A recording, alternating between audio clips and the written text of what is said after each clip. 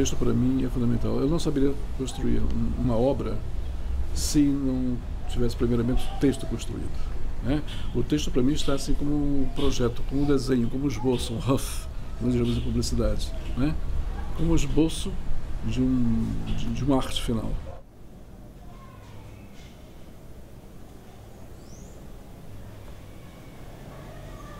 O texto para mim é a essência do meu trabalho. Eu tenho que fundamentá-lo, senão não saberia construir. Eu mergulhei de cara numa arte mais conceitual, dita mais conceitual. Uma arte já que estava mexendo com instalações. Eu estava mexendo com uma coisa que ainda não tinha plena ciência disso, tinha um sentimento do porquê eu estava mexendo, mas não tinha a consciência da dimensão da coisa, né? Que se chamou depois de arte ambiental, que já os americanos, alguns artistas ingleses, já estavam fazendo isso, land art, né? E eu mergulhei no Mater, no Lourazão 1, já com um conceito dentro desses princípios, né? Já embasado nesses princípios da nova arte. É essa aqui, só que essa foto, ela foi feita na Inglaterra. Foi o Guy Brandt, ao ver a exposição em Nova York, ele nos convidou para uma mostra que aconteceu em Birmingham.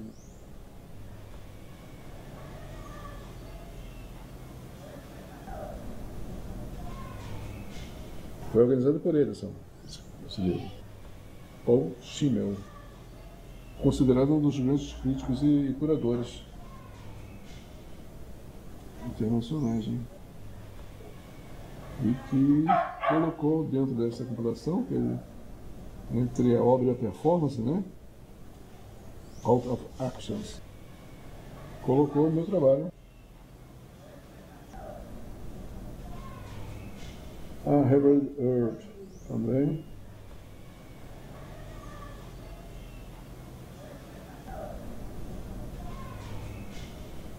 Essa também foi junto com a Regina. Fizemos umas 3 instalações. Aqui é os elementos: água, fogo.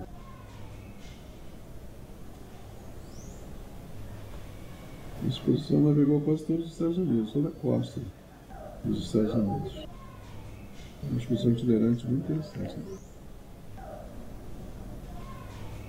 Eu li um artigo da Regina e comecei a fazer contato com a Regina Walter. A Regina também foi uma grande ponte. Ela, na realidade, para mim, foi a grande ponte para esse contato, né, com o exterior, com a obra aberta, vamos dizer assim. Indubitavelmente, né, eu devo isso à Regina. Nos tornamos muito amigos e fizemos alguns trabalhos conjuntos, né, em conjunto. Fizemos alguns trabalhos juntos até fora do Brasil, né?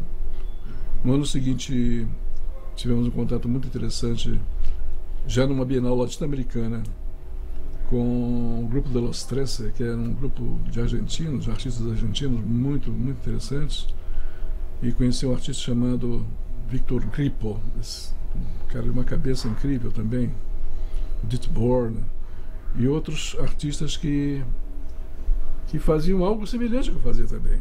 Isso foi muito, muito forte para mim, né? E que me promoveu um mergulho maior nessa busca, né? Nessa prospecção, nessas pesquisas, né? Eles ficavam muito surpresos com o meu trabalho, né? E eu percebi que estava indo numa direção certa, numa direção à margem da margem, ou seja, né? Como todos eles, né? Como todos eles também. E isso realmente me possibilitou essa abertura, né? E um avanço mesmo do meu próprio trabalho.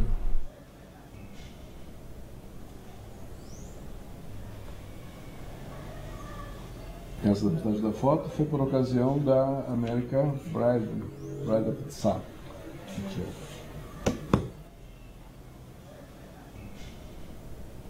É um catálogo dessa mostra.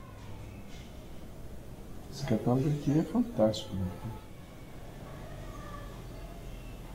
Artes deles próprios, né, que eles implantaram, principalmente cubanos, artes cubanos, mas também dando vazão à arte contemporânea, desse tipo de resgate do europeu, né, por conta que eles fizeram na América, tentando reverter o processo, né, reconhecendo não só a arte deles próprios, né, que eles implantaram, os espanhóis principalmente, mas também dando vazão à arte contemporânea.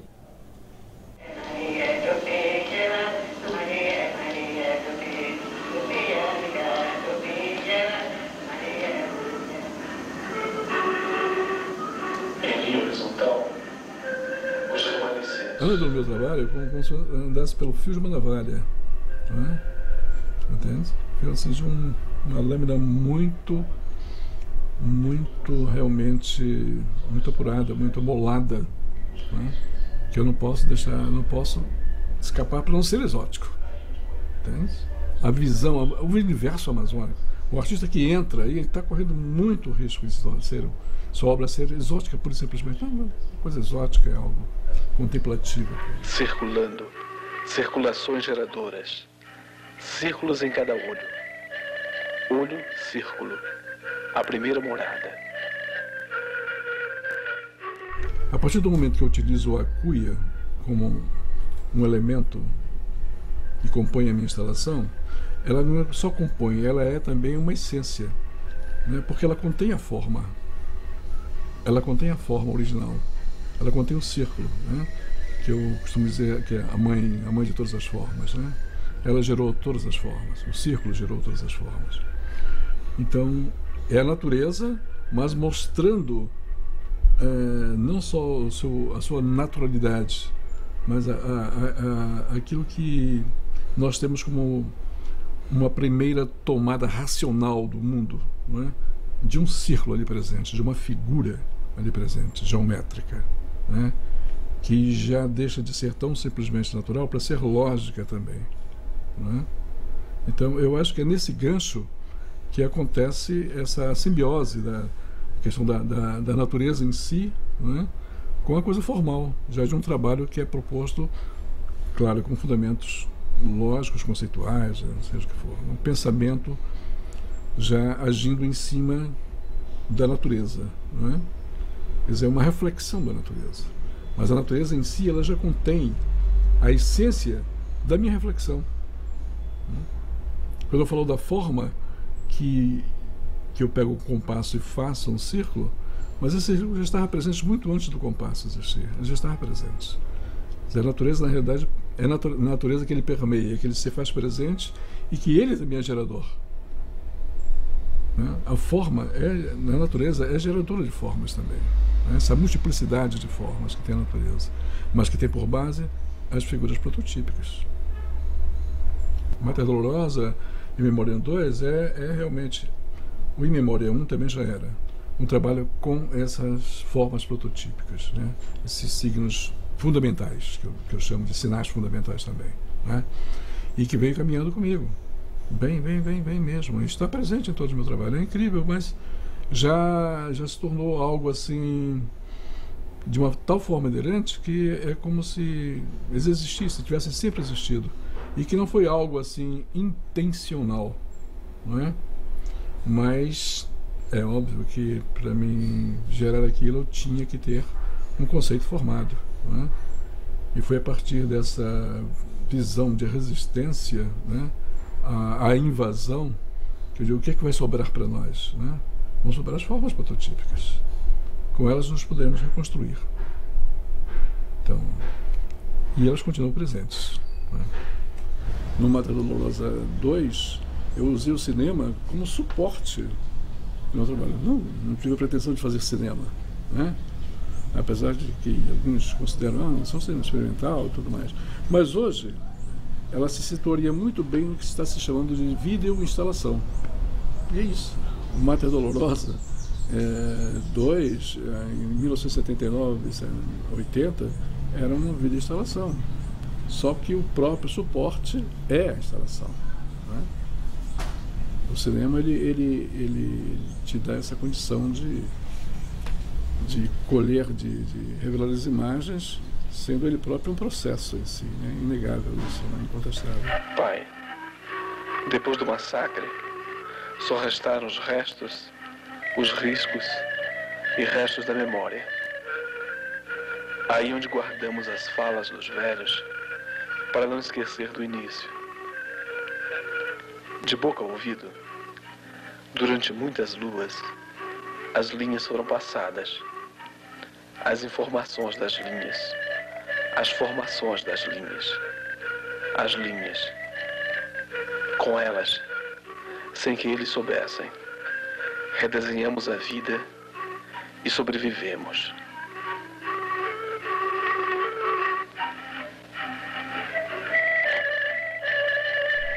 Nessa imersão na busca desse do suporte, do não suporte da arte mais conceitual, eu mergulhei também no universo do sagrado, que é a natureza também, não é? Tanto que o Mater Dolorosa primeiro e mais o segundo foi a partir de uma imersão no pensamento indígena e de uma experiência que eu tive com a ayahuasca, bebendo ayahuasca, e com um pajé de nome Bibiano Costa, já culturado, filho de Piratapuias e Tucanos, lá do Alto Rio Negro, que veio para Manaus e localizou-se ali situou sua residência no Lago do Arara, às 2 horas aqui no Alto Rio Negro, já no Rio Negro. E essa imersão no sagrado, nossa, que me gerou também toda uma nova conceituação da arte em si, né? Eu achei que a partir daí a arte teria também uma leitura que transcendental por excelência, né? E apesar dos elementos naturais, apesar de serem elementos do dia a dia do nosso povo, do nosso caboclo, eles estavam também propondo uma leitura transcendental, uma leitura além da física, né? Essa exposição aconteceu no Museu de Antuérpia, né? Aconteceu no Museu de Antuérpia. Vou fazer uma montagem. Essa é a entrada do museu, né, que é um palácio, um grande palácio. E eu fechei a porta principal com a obra, né? Procurei fechar fechei realmente a porta de entrada, uma das principais portas de entrada. Esse livro aqui, isso aqui é a montagem inicial, né? Está lá. Perguntou essa. Aqui já é a abertura da exposição, né? O nome dessa obra foi O Resgate. Isso aqui é uma parte da montagem, né? Aqui é a exposição toda. Foi em 92, por ocasião dos 500 anos da América, né? Por ocasião dos 500 anos do descobrimento da América. Foi um acontecimento, né? A dimensão política, assim, dentro do contexto artístico europeu, foi muito forte. E essa exposição é considerada uma das grandes exposições do século XX, na Europa mesmo, né? Uma das grandes exposições acontecidas no século XX, no final do século XX.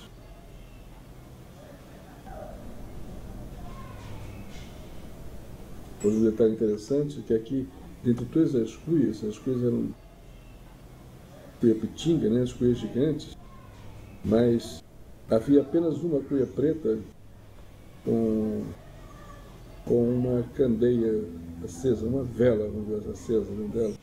E essa vela está justamente em cima de um ladrilho que tem uma mão, o desenho de uma mão, que é o símbolo de Antuérpia, que é essa Antuérpia é, na verdade, Antwerpen é mão lançada ao mar. E isso tudo fruto de uma lenda no nome da cidade, de que quando os navios aportavam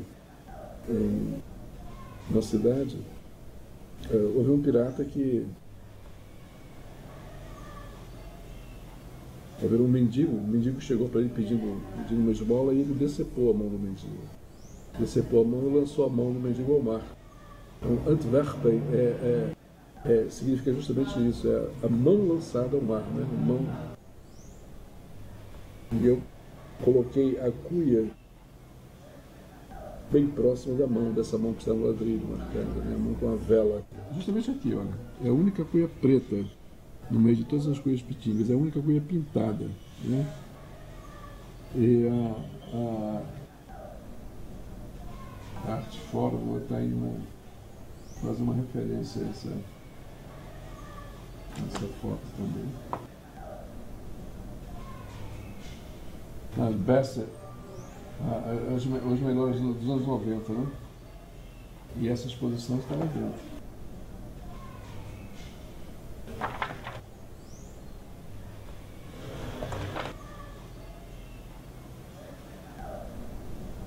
Olha, a mão ela está aqui sobre eles e a vela está aqui acesa, né?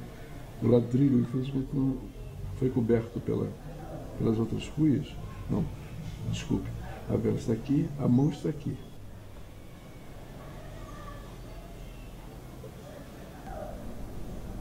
Aqui está a mão, o ladrilho, né? E aqui a cuia preta com a vela, né?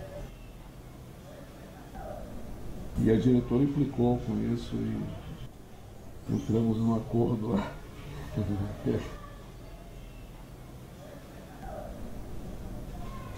Mas a fórmula ela faz uma situação só, né? Tem uma referência só.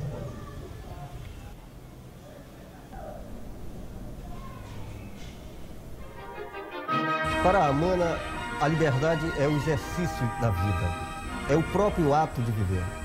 Foi isso que nos preocupou ao procurarmos um artista amazonense que marcasse com a sua linguagem, com a sua expressão, o que significa essa nossa filosofia no primeiro ano de fundação da Amana. Encontramos em Roberto Evangelista e na instalação de suas gaiolas, da Gaia Gaiola, a preocupação que nos fundamenta, que é o da linguagem, que é o da praxis da vida. A nossa linguagem está pobre, muito pobre de simbologia. E a nossa existência é plena de simbologia e de liberdade. Nessas gaiolas do Roberto Evangelista, você vai descobrir isto, que a vida é um ato de liberdade. É simples.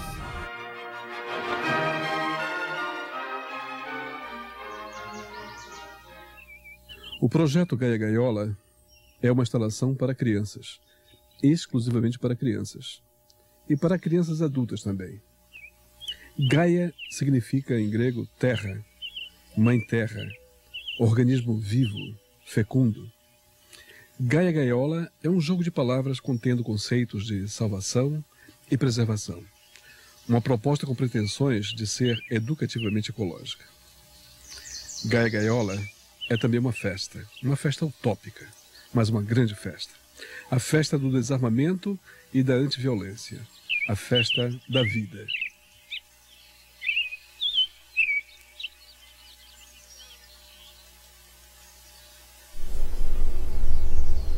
Eu reputo assim o meu trabalho como a resistência, né, a última resistência de alguém que está sofrendo um terrível processo de violentação, não é?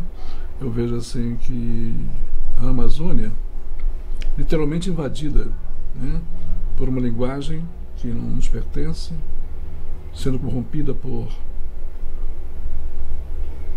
não só pelas multinacionais da vida, né, mas toda a sua cultura está sendo corrompida, entende? E eu faço analogia com as próprias nossas nações tribais, né, sendo dizimadas, né, tal como a natureza. E a minha obra sempre se propôs, desde o início, a ser assim uma trincheira de resistência, né, de resistência a essa invasão, né, a toda essa avalanche de novos signos, de novos códigos, né? E eu propunho sempre no meu trabalho, no Mata Dolorosa, isso é muito explícito, de que essas formas prototípicas, o quadrado, o círculo e o triângulo, são as formas primeiras e, portanto, as últimas da resistência também, né, com relação a essa invasão. São formas que poderiam reconstruir toda uma estrutura que foi demolida, que foi demovida, que foi derrubada. Antes, bem antes, entre o círculo e o quadrado, o espírito do homem boiou do mistério das águas e habitou as cabeças e todos os altos.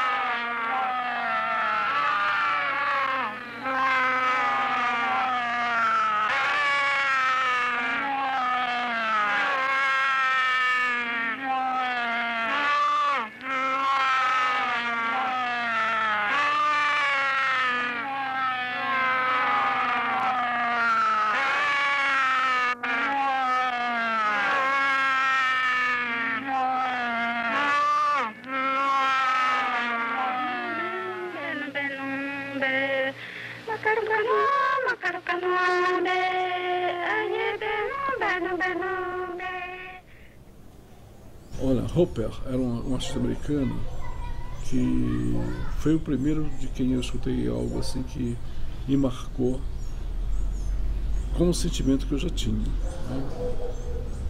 Ele dizia que toda a obra dele é fruto da sua própria obra.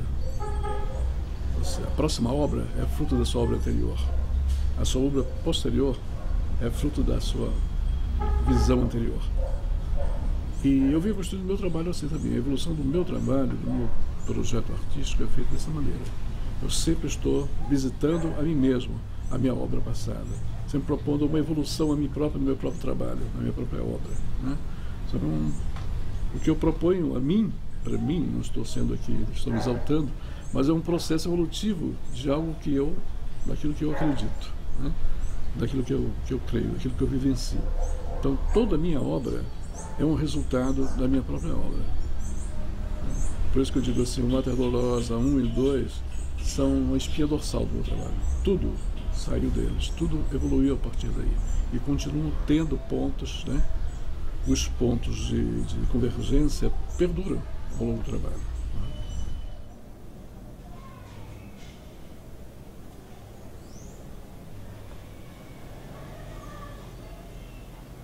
Essa questão do efêmero também é uma coisa que me atraiu, sempre me atraiu muito, né?